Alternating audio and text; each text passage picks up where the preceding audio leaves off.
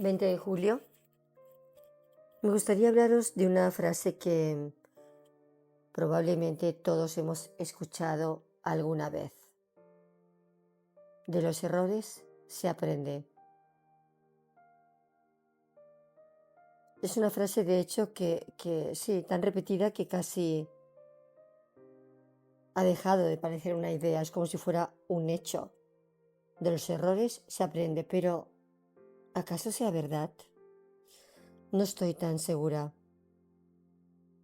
porque creo que no aprendemos de nuestros errores. Aprendemos cuando dejamos de negarlos. Y esa diferencia cambia completamente la manera de entender por qué unas personas cambian y otras repiten la misma historia durante años. Porque si el error enseñara por sí mismo, bastaría con equivocarse una vez para no volver a hacerlo. Y todos sabemos que eso no ocurre. Hay personas que tropiezan siempre con la misma piedra. Repiten las mismas discusiones, las mismas relaciones, las mismas reacciones, los mismos silencios, las mismas formas de hacer daño. Y entonces la pregunta deja de ser ¿por qué nos equivocamos? La pregunta realmente interesante es otra, ¿qué convierte un error en una oportunidad para crecer y qué hace que otro termine convirtiéndose en un patrón que repetimos durante años? Esa sería la pregunta, ¿que convierte un error en una oportunidad o que lo convierte en un patrón? Porque en realidad tenemos que comprender primero qué significa errar, qué significa realmente errar. Cuando decimos que alguien erró, solemos pensar simplemente que hizo algo mal. Pero la palabra en sí significa algo mucho más interesante para mí. Significa desviarse, salir del camino, perder el rumbo. Y curiosamente, esa misma idea aparece en otra palabra que muchas veces entendemos de forma muy distinta. Y lo he hablado en otros podcasts. La palabra griega, que normalmente traducimos como pecado en el Nuevo Testamento, es amartia o amartía, no sé bien cómo se pronuncia, y he hablado de ello, como os digo, en otros podcasts. Y admirtía significaba originalmente una cosa muy concreta, fallar el blanco, o sea, viene del tiro al arco, fallar el blanco, no acertar en el centro de la diana. Y no traigo esto por una cuestión religiosa, lo traigo porque la imagen para mí es extraordinaria.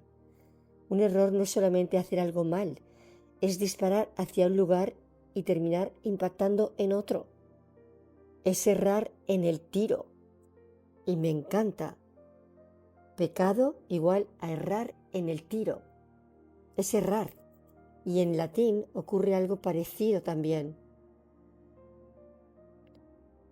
Nuestro verbo errar viene de errare. Y errare, ¿qué significa errare? Significa desviarse del camino. Por eso hablamos de alguien errante o de un comportamiento errático. Y siempre aparece la misma idea, que es, pues, perder el rumbo. Y sí existe una desviación, porque sí, se ha desviado del rumbo. Y si uno se desvía del rumbo, tiene que existir también un centro.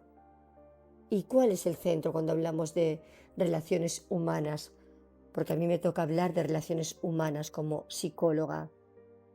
No hablo de éxito, no hablo de bienes, no hablo de tomar decisiones inteligentes. Hablo del centro desde el que una relación puede mantenerse viva, en armonía, en equilibrio, en paz. Hablo de respeto, de honestidad, de responsabilidad, de capacidad de reparar, de compasión, de amor. Cuando actuamos desde ahí, solemos construir, pero cuando nos alejamos de ahí, solemos herir e incluso destruir. A veces con grandes decisiones, pero muchas veces con cosas muchísimo más pequeñas. Una palabra dicha para hacer daño, un orgullo que nos impide pedir perdón, un silencio utilizado como castigo, una humillación, una manipulación, una traición, o simplemente esa incapacidad para reconocer que nos hemos equivocado. Porque casi nunca son los grandes acontecimientos los que erosionan una relación. Muchas veces son pequeñas desviaciones repetidas durante mucho tiempo. Y todos nos desviamos, todos. No existe una sola persona que haya vivido una relación larga sin equivocarse en algún momento. Y la cuestión no es esa, la cuestión es otra. ¿Qué hacemos después de desviarnos? ¿Qué hacemos después de desviarnos? Porque reconocer un error puede resultar mucho más difícil de lo que imaginamos. No porque no veamos lo ocurrido, sino porque verlo nos obliga a revisar quién creemos que somos. Y nos gusta pensar que somos personas sensatas, justas, prudentes, que tomamos buenas decisiones, que sabemos distinguir a quién confiar y cómo tratar a los demás. Y cuando la realidad demuestra que nos equivocamos profundamente, ¿qué aparece? Aparece un conflicto muy difícil de tolerar, incluso de soportar. Porque si acepto que me equivoqué, también tengo que aceptar que la persona que creía ser no era exactamente como pensaba. Y para algunas personas esto resulta mucho más doloroso que seguir defendiendo una mentira. ¿Y entonces qué pasa? La realidad no se cambia, no cambia la realidad, cambia la explicación de la realidad. Justifican, minimizan, culpan a otros, reescriben lo ocurrido. Y no siempre porque quieran engañar a los demás, muchas veces porque necesitan seguir siendo la persona que creen ser. Y quizá esa sea una de las trampas, me gusta hablar de estas trampas psicológicas, de las trampas también más sofisticadas de la mente humana. Preferimos proteger nuestra identidad antes que aceptar la verdad. Esto lo he hablado otras veces también en otros podcasts. Y la psicología lleva, tiempo y tiempo intentando responder a una pregunta muy, muy sencilla. ¿Por qué seguimos repitiendo conductas que sabemos que terminan haciendo daño tanto a los demás como a nosotros mismos?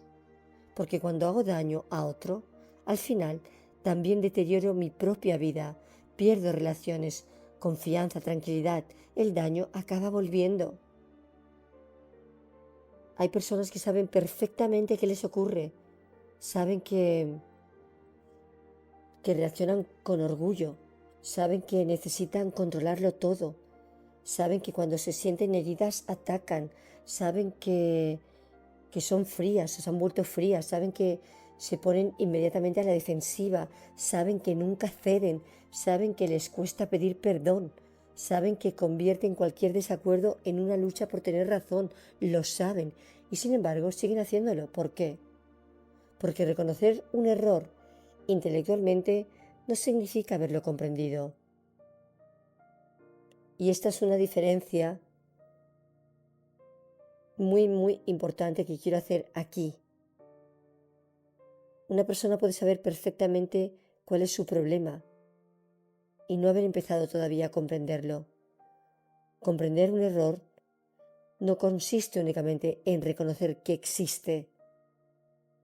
Comprender un error significa descubrir qué parte de nosotros lo necesita, qué miedo está intentando proteger, qué vergüenza está intentando esconder, qué inseguridad intenta compensar, qué herida sigue intentando evitar, qué frustración está ocultando o está proyectando, porque muchas veces dejamos de hablar del error demasiado pronto y nos quedamos en la conducta.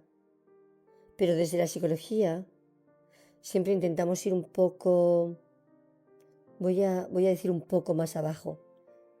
¿Qué función está cumpliendo esa conducta errada? Y aquí aparece una idea que a mí me parece fascinante. Quizá repetimos algunos errores porque han dejado de ser simples errores y se han convertido en soluciones psicológicas. Y ahí vienen, sí, lo que son malas soluciones, pero soluciones. La ira, por ejemplo, puede proteger del miedo, el orgullo puede proteger de la vergüenza, la frialdad puede proteger de la decepción de uno mismo, la necesidad de controlar puede proteger de la inseguridad, la distancia emocional puede proteger, sí, del rechazo, pero incluso de tu propio rechazo. ¿Quién soy yo? Incluso la venganza puede proteger de un dolor que nunca terminamos de elaborar, porque a veces quieres vengarte, proyectas así tu dolor en la venganza y ese dolor deja de buscar comprensión, deja de buscar reparación, deja incluso de buscar una forma de seguir adelante y lo único que busca es eso, es venganza. Y cuando eso sucede ocurre algo francamente curioso. Creemos que esa venganza pondrá fin al sufrimiento, pero en realidad necesita mantener ese sufrimiento vivo, porque para querer vengarnos necesitamos seguir alimentando la herida, nutriendo ese dolor. Necesitamos recordar constantemente lo que ocurrió. Necesitamos seguir viviendo al otro únicamente como culpable y así, sin darnos cuenta, el deseo de hacer daño acaba ocupando el lugar que antes ocupaba el deseo de comprender. La venganza promete aliviar el dolor, pero muchas veces lo único que consigue es prolongarlo, porque mantiene a la persona psicológicamente unida a aquello de lo que intenta liberarse.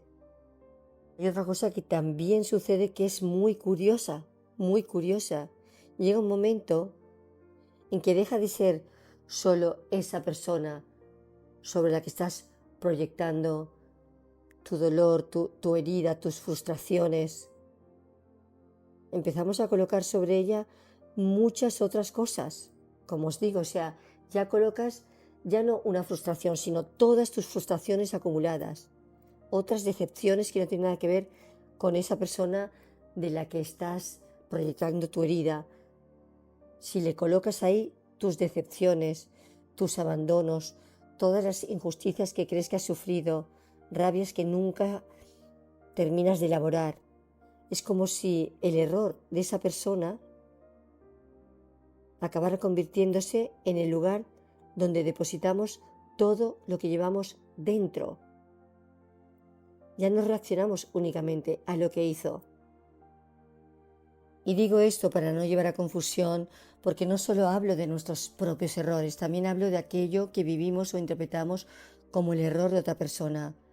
Porque a veces no reaccionamos únicamente a lo que ocurrió, reaccionamos al significado que ese hecho acaba adquiriendo para nosotros. Hay personas que convierten el error que creen haber sufrido por parte de otra persona en ese lugar donde terminan, como os digo, depositando años de rabia, de frustración, de impotencia. Y entonces ya no reaccionan únicamente a lo que hizo, como intento explicar, reaccionan también a todo aquello que ese error ha terminado simbolizando para ellas. Y entonces esa persona deja de representar únicamente el daño que nos hizo, empieza a representar todos los daños. Por eso hay personas que quedan prisioneras de su propio error, pero también hay personas que terminan prisioneras del error del otro. porque vivir alrededor del error de la otra persona, de otra persona, también es una forma de dejar de vivir alrededor de uno mismo. Y mientras no comprendamos qué función cumple una conducta, seguiremos intentando eliminarla sin entender por qué vuelve una y otra vez, a pesar de todo el sufrimiento que pueda ocasionar, a pesar de todas las consecuencias que se puedan derivar de ello en forma de, sí, de daño, de dolor, de rupturas, de ausencia de reconciliación, de compasión. No sé, utilizaría muchos sinónimos. Por eso creo que el sufrimiento por sí solo tampoco nos enseña, porque también es una frase que se oye, o una idea muy extendida, que dice que el sufrimiento nos hace creer. O sea, aprendemos de los errores y el sufrimiento nos hace crecer. Son dos ideas que tenemos como muy claras, pero tampoco estoy segura de ello, de que el sufrimiento nos hace creer. Es cierto que las adversidades nos conocemos, pero el sufrimiento por sí mismo no nos hace crecer, porque si enseñara por sí mismo, bastaría con sufrir para cambiar, para mejorar, para evolucionar, y no ocurre siempre así. Hay personas, lo mismo, que llevan años y años pagando las consecuencias de las mismas decisiones tomadas y siguen recorriendo exactamente el mismo camino. Las consecuencias por sí solas no enseñan. Lo que enseña es la comprensión. Lo que transforma no es el dolor, es la capacidad de hacerse, sí, una pregunta. Ya sabéis que me gustan esas preguntas incómodas, de hacerse una pregunta tremendamente incómoda. ¿Qué parte de todo esto depende de mí? Y aquí es donde pasamos de la culpa a la responsabilidad psicológica. La culpa suele inmovilizarnos, nos deja atrapados mirando hacia atrás, pero la responsabilidad hace exactamente lo contrario, nos devuelve la capacidad de acción. La responsabilidad psicológica consiste en dejar de preguntarnos únicamente qué nos hicieron y empezar a preguntarnos también qué estoy haciendo yo para que esto siga ocurriendo. Esta es la pregunta incómoda. Pero pocas preguntas tienen tanto poder para cambiar una vida, para cambiar una trayectoria, para centrarnos, para equilibrarnos, para armonizarnos. Y precisamente en esto aparece la idea central de este podcast de hoy. No aprendemos de nuestros errores, aprendemos cuando dejamos de negarlos. Porque el verdadero obstáculo para cambiar no suele ser el error, suele ser la necesidad de proteger la imagen que tenemos de nosotros mismos. Y eso es mucho más frecuente de lo que parece. Y cuando pensamos en la negación, quizás imaginemos a alguien que está diciendo: yo no hice nada, yo no he hecho nada. Pero la negación casi nunca es tan evidente. La negación puede adoptar formas también mucho más sofisticadas. Es ese sí, pero, es que me provocó, cualquiera habría reaccionado igual, no tenía otra opción, no era para tanto, también hizo cosas peores. Y esto se utiliza. Ninguna de estas frases niega completamente el error, pero todas consiguen lo mismo. Evitan que tengamos que mirarlo de frente. Y mientras todo lo que hacemos tenga siempre una explicación perfecta, no habrá nada que revisar. Y si no revisamos nuestras decisiones, seguiremos obteniendo los mismos resultados. Por eso creo que la negación no se trata de un problema moral, es un problema psicológico. Bueno, de hecho es un problema psicológico, es un mecanismo de defensa, porque impide el aprendizaje. Mientras necesitamos tener razón y negar, será muy difícil preguntarnos si estamos equivocados. Y esa pregunta es la puerta de entrada a cualquier cambio profundo. Y de ahí pasó algo verdaderamente importante: distinguir entre un error y un patrón. Porque un error lo puede cometer cualquiera, Todos podemos tener una reacción desproporcionada, todos podemos decir algo terrible, todos podemos ser injustos en algún momento, todos podemos herir a alguien a quien queremos. Eso no dice demasiado sobre una persona. Lo verdaderamente importante ocurre después. ¿Es capaz de detenerse? ¿Es capaz de reconocer lo ocurrido? ¿Es capaz de reparar? Porque reparar no consiste en borrar el daño. Eso es imposible. Hay palabras que no pueden retirarse, hay decisiones que tienen consecuencias, hay heridas que dejan cicatriz. Reparar significa otra cosa, significa aceptar la realidad del daño sin esconderse detrás de las excusas. Significa decir, sí, lo hice yo, te hice daño y asumo mi responsabilidad. Y esto me parece una de las formas más maduras de funcionamiento psicológico que existen, porque exige algo muy difícil. Renunciar, aunque sea por un momento, a proteger nuestra propia imagen. Un error no tiene por qué ser el final de una relación. Lo que muchas veces termina destruyéndola definitivamente es todo lo que ocurre después. La incapacidad para reconocerlo, la incapacidad para repararlo, la incapacidad para asumir la responsabilidad. O en el extremo contrario, la incapacidad para aceptar que las personas pueden cambiar. Porque reparar nunca garantiza que una relación continúe. Eso depende de muchas cosas. Pero sin reparación, las posibilidades de reconstruir la confianza son mínimas, de restablecer la relación, de armonizarla, de equilibrarla, son mínimas. Yo quiero hablar también de algo que ocurre, que es importante considerar. A veces una persona reconoce sinceramente lo que hizo, pide perdón, asume su responsabilidad, modifica su conducta durante meses, durante años, y aún así la otra persona sigue tratándola exactamente igual, como si nada hubiera cambiado. Y a eso yo lo llamo congelar a alguien. Congelar a alguien significa impedirle cambiar en nuestra mente. Da igual lo que haga después, da igual que pida perdón, da igual que modifique su conducta, da igual que lleve años comportándose de otra manera. Seguimos relacionándonos con quien fue, no con quien es. Y eso también tiene consecuencias psicológicas enormes, porque dejamos de ver a una persona y empezamos a ver únicamente un episodio de su vida. Reducimos a alguien al peor momento que ha vivido y nadie cabe dentro de su peor momento. Nadie. Así que es cierto que hay personas que quedan prisioneras de su propio error, pero también hay personas que quedan prisioneras del error del otro. El primero queda atrapado porque necesita justificar constantemente lo que hizo, y el segundo queda atrapado porque necesita que el otro siga siendo para siempre la persona que un día le hizo daño.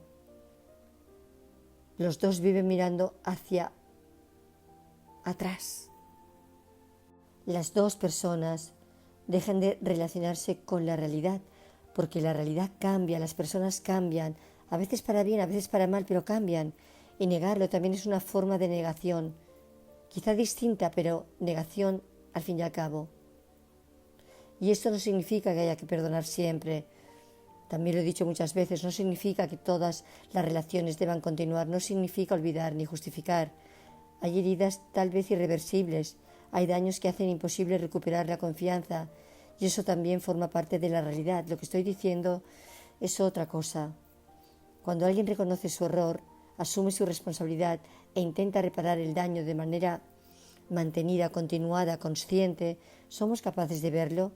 ¿O necesitamos que siga siendo culpable para que nuestra propia historia siga teniendo sentido? Porque cuando el resentimiento se convierte en una identidad permanente, deja de ser únicamente una respuesta al daño y empieza a convertirse en un problema psicológico en sí mismo.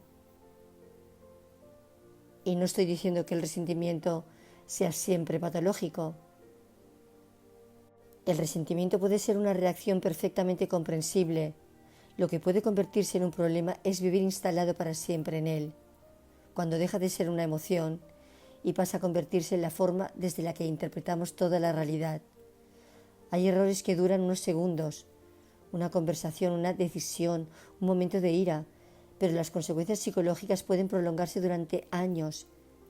Si ninguna de las dos personas consigue salir del lugar en el que quedó atrapada, una quedará atrapada en la culpa, otra quedará atrapada en el resentimiento y ambas dejan de vivir el presente. Así que vuelvo a una pregunta que he hecho antes. ¿Qué convierte un error en una oportunidad para crecer y qué hace que otro termine convirtiéndose en un patrón? Y creo que ya tenemos la respuesta. La respuesta nunca estuvo en el error, estuvo siempre en nuestra relación con él. Porque el error por sí solo no enseña, el sufrimiento por sí solo tampoco. Lo que transforma es la capacidad de mirar la realidad sin escondernos detrás de las excusas, sin quedar atrapados en la culpa y sin convertir el resentimiento en una forma permanente de vivir. Nadie debería quedar reducido al peor acto que ha cometido y tampoco deberíamos construir toda nuestra identidad alrededor del peor acto que sufrimos. La madurez psicológica implica desarrollar cualidades, sí, tal vez extraordinariamente difíciles, y es reconocer con honestidad cuando nos hemos desviado y aceptar también que las personas, esas que se desviaron en un momento, también pueden cambiar. Porque un error puede ser el comienzo de un conflicto, pero la negación, la incapacidad para reparar y la imposibilidad de aceptar el cambio pueden convertir ese conflicto en una tragedia. Y quizá esta sea la idea que me gustaría que quedara hoy al terminar este podcast. No somos responsables de no equivocarnos, somos responsables de lo que hacemos después, porque al final no aprendemos de nuestros errores, aprendemos cuando dejamos de negarlos. Hasta el próximo lunes.